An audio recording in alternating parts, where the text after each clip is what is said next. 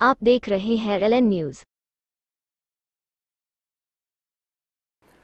मुख्यमंत्री माझी लाडकी बहीण या योजनेचा शुभारंभ झालेला आहे आणि त्यासाठी पात्र असणाऱ्या महिला भगिनींसाठी अर्ज भरण्याची प्रक्रिया सुरू झालेली आहे।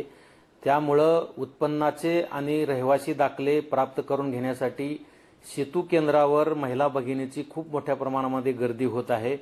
माझी आपणा सर्व माता भगिनींना विनंती आहे की आपण कुठल्याही सेतू केंद्रावर किंवा तहसील कार्यालयामध्ये जाण्याची आवश्यकता नाही।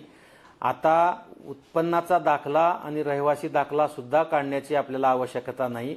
या योजनेसाठी रहिवासी दाखल्याच्या ऐवजी आपल्याकडे असलेले ओळखपत्र, आपल्याकडे असलेला शाळेचा दाखला, जन्माचा दाखला यासाठी सुद्धा आपल्याला वापर करता येणार आहे।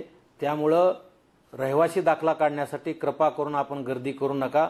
ज्या महिलांकडे पिवळे किंवा केसरी रेशन कार्ड आहे